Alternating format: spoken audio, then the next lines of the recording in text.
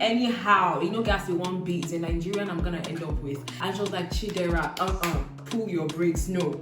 How can you break up with him just because of his nationality? That is shallow. I just felt at peace. Like, I just felt certain peace in my heart. I am the prize. I'm supposed to be chased as such. You understand? Hi guys, welcome back to the channel. So excited that you tuned in today. So today we're going to talk about it. All right, we're going to talk about it. So first of all, our husbands scarce abroad. Like, is it difficult to find a life partner abroad, especially if you moved into, for example, you moved into the UK from Nigeria or from any other African country? Is it truly difficult to find a life partner in this country? Why I just want to address this is that I've gotten a couple messages like asking me, oh Chidera, how did you find your husband? Oh Chidera, how was he when you guys met? Oh Chidera, the dating pool here is crazy. Oh, nobody's asking me out. Oh, do you have any single friend that is looking to settle down? I get messages like this on a steady, and I just felt to address it in this video. Before we get right into it, I have a mailing list that you should sign up on. It's absolutely free to join. So you get all the gist, the source, and the information that don't make it to YouTube. I like to share about my experiences. So when you join the mailing list, you become an insider and you get to go along this journey with me as I'm learning, building, and just, discovering myself. So make sure to join. Sign up on the newsletter, link in the description box below. Also, as you're watching this video, if there's anything that resonates with you, please leave a comment down below. OGs of this channel will tell you that I always read my comments. I may not reply every single one. I mean, I try, but I always read my comments. That being said, let's get right into it. So first of all, honestly, I don't feel like it is difficult to find a life partner abroad. And the reason why I'm using life partner here is because even men, like, there are guys also looking for wives and there are women looking for husbands, and I totally get that. But I don't want to believe that it's difficult to find it abroad. What I can say is living abroad makes your dating pool slightly smaller, especially if you already have certain mindsets and if you're not very open-minded to, trying different cultures or exploring other races. It kind of makes your dating pool smaller. See, I feel like wherever you are, it is difficult to find a life partner, whether in Nigeria, whether in Kenya, wherever you are, because a life partner is something that you really have to think about before you decide to just go with that person, right? So it's difficult anywhere, but certain things might make it harder for you in certain situations, okay? Before we jump right in, let me read something that someone sent to me on Instagram. She said, husbands are not scarce. Most of us are just not open-minded or liberal enough to date outside our ideal race, nationality, or tribe. That's the issue, to be honest. And honestly, I get her sentiments because I also had the same issue when I started dating here in the UK. I always had the mindset that anyhow, guys, the one B is a Nigerian I'm gonna end up with. Like, I did not even see myself dating people from other nationalities, talk more of another race. Like, I didn't even see myself dating another African. Like, it had to be a Nigerian that I'll settle with. This also affected the choices that I had. It made the choices limited because I was strongly looking out for Nigerian. And as God we have it, look at me now, I'm married to a Ghanaian. And so this brings me to one of the things in the title of this video, which is that we broke up because he's Ghanaian. So when I eventually started dating my present husband now, if you're new to this channel, we met online, we met on a dating app. I've shared 2 videos of my dating experience on Hinge and on Tinder. I actually met my husband on Hinge. You can check out the videos, they'll be linked up here. Check out the 2 videos to get all the backstory. When I started dating my present husband, like I'll change husband. When I started dating my husband, right, I couldn't see it working. I couldn't see how it would work because all my life is in Nigerian. God had told me, let me put it that way, God had told me my destiny was a Nigerian. So when I started realizing I was liking Jason, I was fighting it because to me I was like, guys, this thing won't be, it's not going anywhere.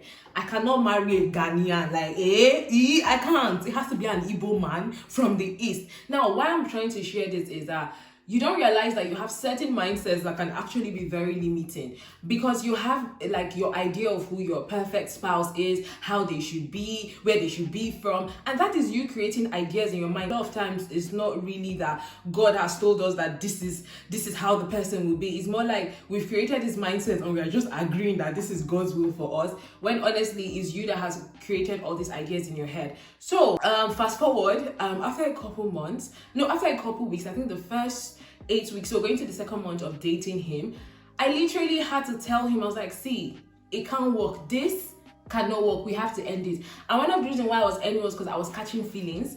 And I know that I cannot catch feelings with the wrong person because this is not God's will for me.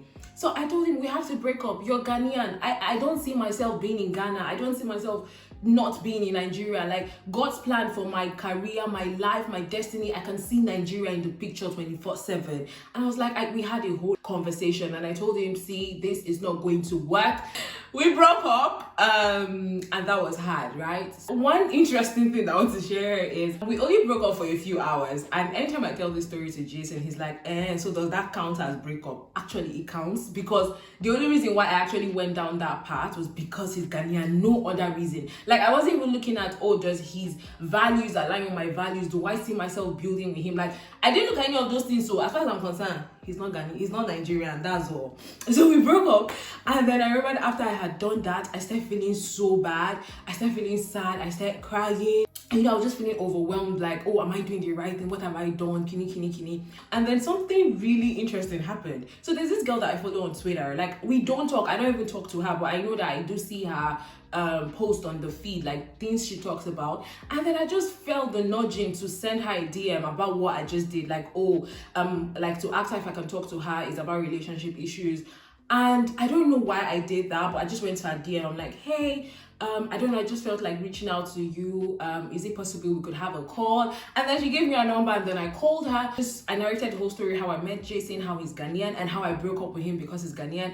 And she started laughing. She laughed, and she was like, oh my God, that she knows why I felt, or I was led to reach out to her, because she did the same thing. Like, she also broke up with someone because of nationality, and she said that having gone through that, she had to, like, it was like God had to teach her some, I don't know how to explain it, but like the experience was a pivotal moment for her as well. So she said she could see why I was led to reach out to her, and she was like, Chidera, pull your brakes. No, how can you break up with him just because of his nationality? That is shallow.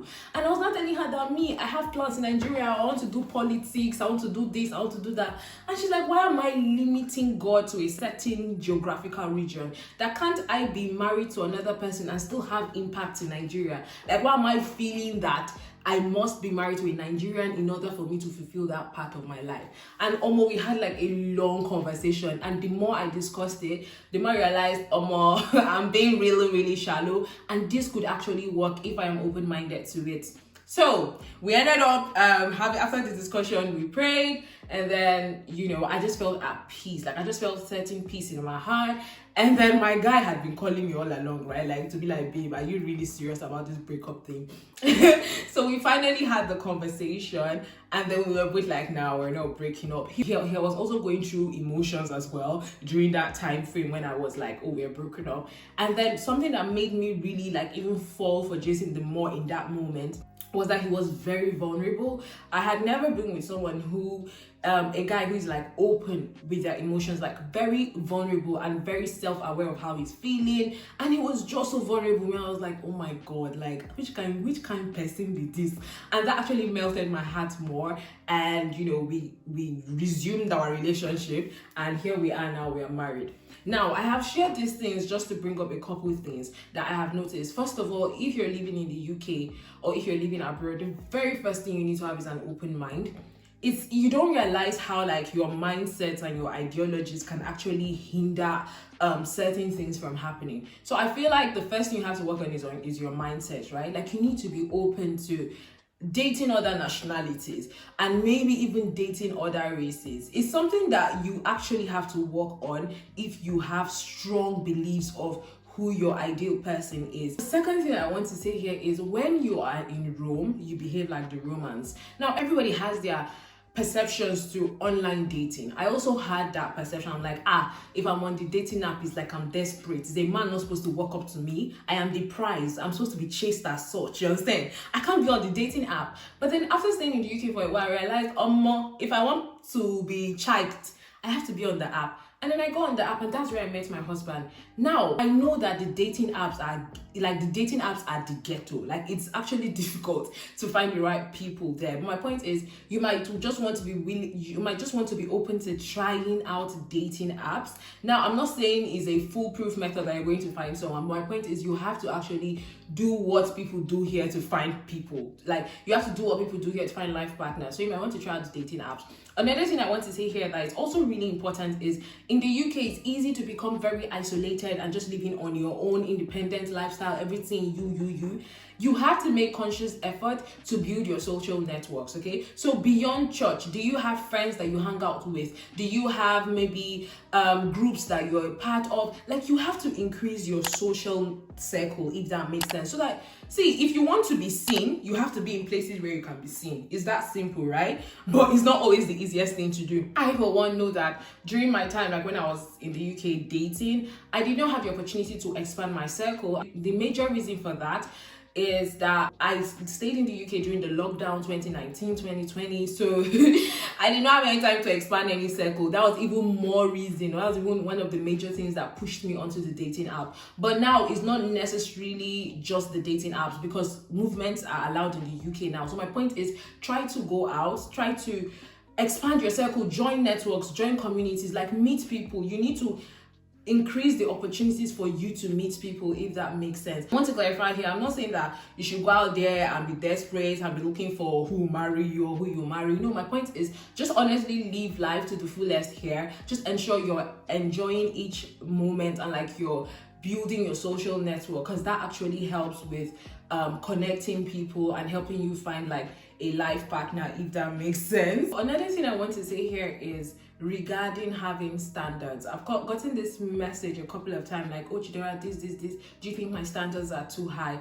Honestly, it's good to have standards. I don't feel anybody should lower their standards for anybody, right? Like, you know what your values are. Yes, dating in the UK might be the ghetto because people straight on tell you what they want. And honestly, I think that's a blessing for me, because upfront, someone can just tell you, this is what I'm looking for. And if that's not what you're looking for, you can be like, no, thank you, and move on. Is it hard? Yes, it's hard because people are very straightforward with their intentions here. But I don't think anyone needs to lower their standard. And what I mean is, I've gotten a couple of DMs telling me, all of these people, they just want to sleep with you and they don't want to like commit, they don't. And I'm like, if that's not what you want as well, that is fine. You can let them go. Like, don't feel like you have to bend to their own terms just because you want a life partner.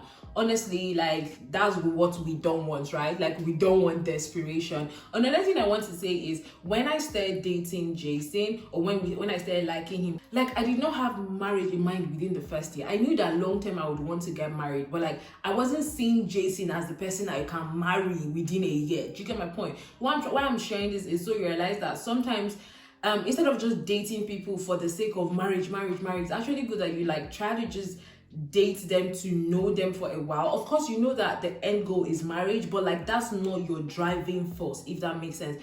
For me, when we started dating, was more like, I just wanted to know him. I wanted to understand how like he thinks, how he's different, like, do our values align? Of course, marriage was the overarching thing, but we did not enter the relationship with, oh, we need to marry in the next 9 months. Do you understand? So I feel like it's very good that you take a step back and just let things unfold, if that makes sense.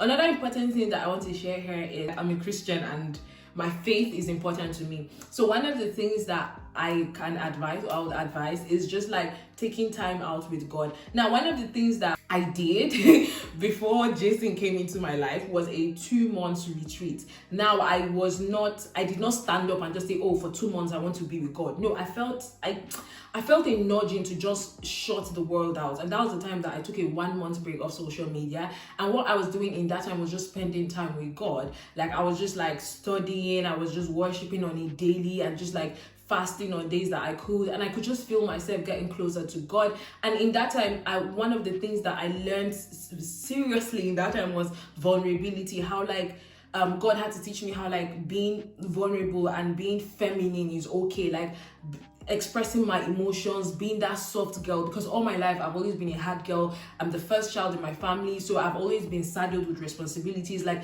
I did not know how to let go and let someone else take care of me. So one of the things that God took me through that time of withdrawal was just teaching me that it's okay to be vulnerable, it's okay to have emotions, to let these emotions show. And then after that 2 months, Jason came into my life through the dating apps, and I could see why I had to take that time out, because here I was with someone who was very much in touch with his emotions, and so I had to learn to be vulnerable. And I realized that the more I let my emotions show, and the more like I just expressed it, the deeper our relationship grew, if that makes sense. So it's also important, honestly, that if you're a Christian, like try to seek God's view or God's perspective on whatever it is that is going on with you at the moment. Like, it's very important. And also, obviously, from my story, you can see how important it is to have like God's leading, because I was led to talk to that lady who actually prayed with me, and I just felt peace in my heart.